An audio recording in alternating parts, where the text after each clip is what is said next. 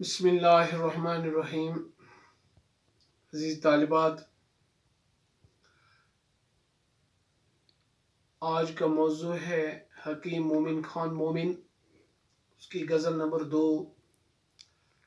تو دوسری غزل کے میں نے آج 4 اشعار چنے ہیں پہلے، جن کو میں پہلے پڑھوں گا، بعد میں تشریح ہوگی. وہ جو ہم میں تم میں قرار تھا، تمہیں یاد ہو کہ نہ یاد ہو، وہی یعنی وعدے نباہ کا، تمہیں یاد ہو کہ نہ یاد ہو.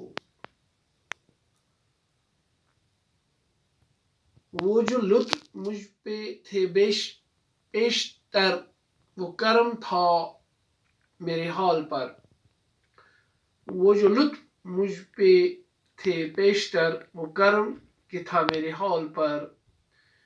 مجھے سب یاد ذرا ذرا، تمہیں یاد ہو کہ نہ یاد ہو. وہ نئے گلے وہ شکایتیں، وہ مزے مزے کی حکایتیں، وہ ہر ایک بات پر روٹھنا، تمہیں یاد ہو کہ نہ یاد ہو. کبھی بیٹھے سب میں جو رو برو، تو اشاروں میں ہی گفتگو، وہ بیان شوق کا برملا، تمہیں یاد ہو کہ نہ یاد ہو. پہلا شعر ہے: وہ جو ہم میں تم میں قرار تھا، تمہیں یاد ہو کہ نہ یاد ہو، وہی یعنی وعدے نباہ کا، تمہیں یاد ہو کہ نہ یاد ہو.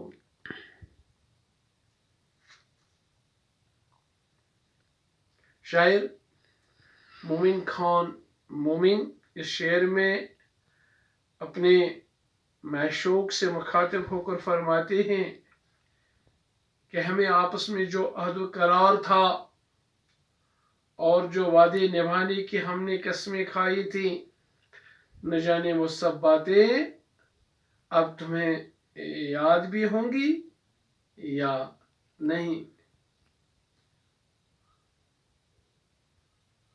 یعنی اپنے معشوق کو اپنی کول قرار نبھانے کے لیے آرزومند ہیں. دوسرا شعر ہے: وہ جو لطف مجھ پہ تھے پیشتر، وہ کرم کہ تھا میرے حال پر. مجھے سب یاد ذرا ذرا، تمہیں یاد ہو کہ نہ یاد ہو. شاعر حکیم مومن خان اس شعر میں فرماتے ہیں کہ میرے معشوق، پہلے تم مجھے جس طرح لطف کرم سے نوازتے تھے اور میرے حال پر مہربانی فرماتے تھے، مجھے واقعات کچھ کچھ یاد ہیں، لیکن نہ جانے تمہیں وہ ان آئینوں کے دن یاد ہوں گے یا نہیں.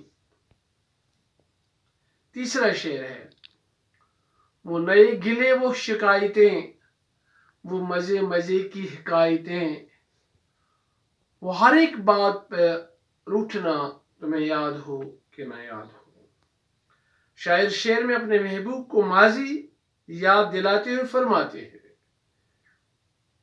کہ ہم محبت میں ایک دوسرے سے جو شکوے اور شکایتیں کرتے تھے اور آپس میں مزے مزے کی باتیں کرتے تھے، بات بات پر ایک دوسرے سے روٹھتے تھے، نہ جانے اب تمہیں وہ سب باتیں یاد بھی ہوں گی یا بھول گئی.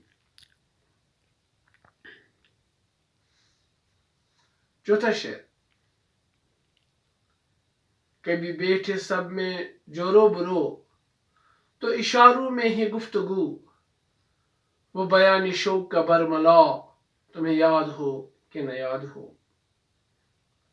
شاعر اپنے محبوب سے مخاطب ہو کر فرماتے ہیں کہ جب ہم دوسروں کی موجودگی میں آمنے سامنے بیٹھتے تھے تو اشاروں میں ہی باتیں کرتے تھے اور اپنے حال دل کا اظہار کرتے تھے.